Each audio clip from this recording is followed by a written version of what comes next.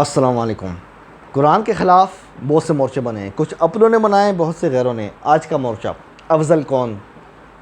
دوستو، آپ نے یقیناً یہ بحث بہت دفعہ سنی ہوگی، افضل کون ہے، حضرت ابو بکر یا حضرت علی؟ یہ لا یعنی بحث ہے۔ آپ بحث کیوں کر رہے ہو؟ ہاں، کیا ثابت کرنا چاہتے ہو؟ اگر ایک نمبر 1 ہے، دوسرا نمبر 2 ہے، تو اس میں ثابت کیا کرنا چاہ رہے ہو آپ؟ قرآن میں تو مزے کی بات دونوں کے نام ہی نہیں لکھے۔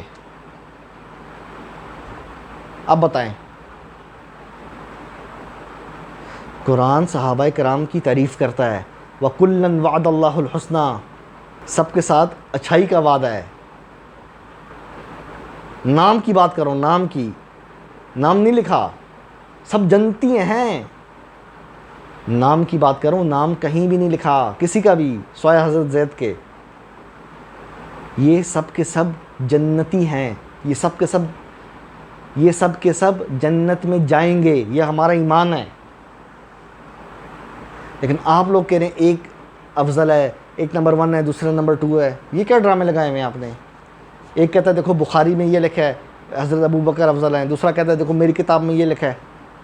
اور جو قرآن کی ترتیب ہے، نبی، صدیق، شہداء، صالحین، اب دونوں کہتے ہیں دیکھو حضرت ابو بکر کے ساتھ صدیق ہے، وہاں سے شیعہ کہتے ہیں نہیں، صدیق اکبر حضرت علی ہیں۔ آپس میں ایک لا یعنی قسم کی بحث آپ لوگوں نے شروع کر رکھی ہے کہ افضل کون ہے۔ او بھائی، یہ تو اللہ کو پتہ ہے افضل کون ہے۔ یہ تو فیصلہ دن قیامت کے ہونا ہے، رپورٹ کارڈ تو ادھر کھلے گا، ادھر پتہ لگے گا افضل کون ہے۔ لیکن آپ کہہ رہے نہیں، ہم نے دنیا میں پتہ کرنا افضل کون ہے۔ آپ کے پاس اپنی روایات ہیں، اور آپ دونوں کی روایات کی کیا حیثیت ہے مجھے یہ بتائیں۔ قرآن میزان ہے، میزان اینٹی وائرس ہے، جو بھی وائرس سامنے آئے گا اس کو ختم کر دے گا قرآن۔ قرآن کے میزان میں آپ کی 90% روایات باطل ہیں، شیعہ سنی دونوں کی۔ شیعوں کا ابو جعفر کلینی ہے، سب سے بڑی کتاب اصول کافی، معاصرین ہم زمانہ میں سے اسے کوئی بھی نہیں جانتا۔ مزے کی بات، جو ان کی رجال کی کتاب ہے، رجال نجاشی، علم و جرح و تعدیل کی کتاب ہے، رجال نجاشی، اس کا مصنف وہ بھی مستور ہے، اس کو بھی معاصرین ہم زمانہ میں سے کوئی نہیں جانتا۔ اس کے مرنے کے بعد کوئی 50-100 سال بعد پیدا ہو کے کہہ رہے یہ سک ہے۔ وہی جو سنیوں کے ہاں ڈرامے لگے ہوئے ہیں۔ ابن ماجہ، سنیوں کے ہاں جو صحاح ستہ میں سنن ابن ماجہ ہے نا، اس کا مصنف ابن ماجہ، اس کو بھی کوئی معاصر سکہ نہیں کہتا۔ اس کے مرنے کے بعد 100 سال بعد لوگ کہتے ہیں یہ سکہ ہے۔ وہی چیز شیعوں کے ہاں بھی ہے۔ ایک مصنف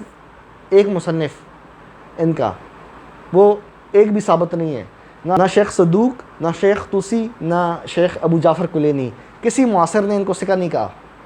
اسی طرح رجال نجاشی، اس کا مصنف وہ بھی مستور ہے، معاصرین ہم زمانہ میں سے کسی نے سکہ نہیں کہا۔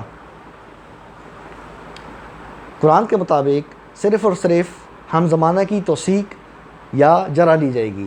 جاءکم فاسق بنبأ فتبینوا، اگر تمہارے پاس کوئی خبر آئے اس کی تصدیق کرو۔ کیا مطلب تصدیق کرو؟ جو خبر لے کے آ رہا ہے نا بندہ، اس کی تصدیق کرو۔ تو جو بندہ آپ کے پاس خبر لے کے آ رہا ہے اس کی تصدیق کون کرے گا؟ وہ کرے گا جو 100 سال بعد پیدا ہوا، یا وہ کرے گا جو اس زمانے میں ہے؟ ظاہری بات ہے جو اس زمانے میں وہ کرے گا نا۔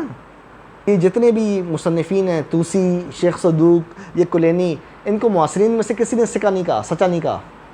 مرنے کے بعد والے کہہ رہے ہیں جی فلانا اچھا تھا، فلانا تھا۔ قرآن کیا کہہ رہا ہے؟ ان جاءکم، تمہارے پاس آئے، یعنی تحقیق کرنے کے لیے ہم زمانہ ہونا شرط ہے۔ تمہارے پاس آئے گا تو آپ تحقیق کرو گے، یہ نہیں کہ 100 سال بعد والا تحقیق کرے گا۔ ساری کتابیں ان کی جعلی ہیں، کیوں؟ مصنف ہی ثابت نہیں ہے۔ اور یہی حال سنیوں کی آدھی کتابیں جعلی ہیں، اور جو کتابیں ہیں جن کی توثیق معاصرین سے ہمیں ملتی ہے، ان کتابوں کا اللہ ہی حافظ ہے، اس میں 90% روایات میں اعتبار سند ثابت ہی نہیں ہے۔ یہ جو آپ لڑ رہے ہیں نا کہ افضل کون ہے، جن کتابوں پہ آپ اعتماد کر رہے ہیں نا کہ فلانی کتاب میں یہ لکھا ہے، فلانی کتاب میں یہ لکھا ہے، ان کے مصنفین کی پول کھول رہا ہوں میں۔ صحیح بخاری میں مدلسین، مستور، کذاب، ضعیف راویوں کی لائن لگی ہوئی ہے، اور آپ کہتے ہیں جی وہ حضرت ابو بکر افضل ہے، وہ دوسرا کہتا ہے حضرت علی افضل ہے۔ یہ فیصلہ قیامت کے دن ہوگا، اس لیے آپ لوگ اپنا بلڈ پریشر اوپر نیچے نہ کریں، قرآن کو پڑھیں، قرآن پر تدبر کریں اور قرآن کو تھامیں، اور ان روایت پرستی سے باہر نکلیں۔ منکرین قرآن نہ بنیں، روایت پرست نہ بنیں، اللہ کی کتاب کو تھام لو، کبھی بھی گمراہ نہیں ہوگے انشاءاللہ۔ کیوں؟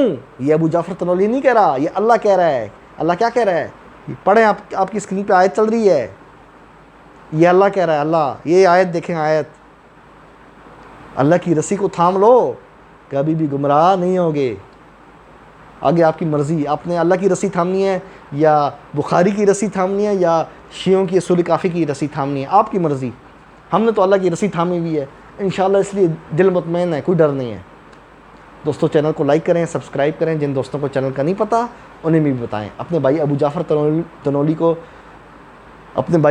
تنولی کو اجازت دیں، پھر ملتے ہیں انشاءاللہ۔ قرآن زندہ باد۔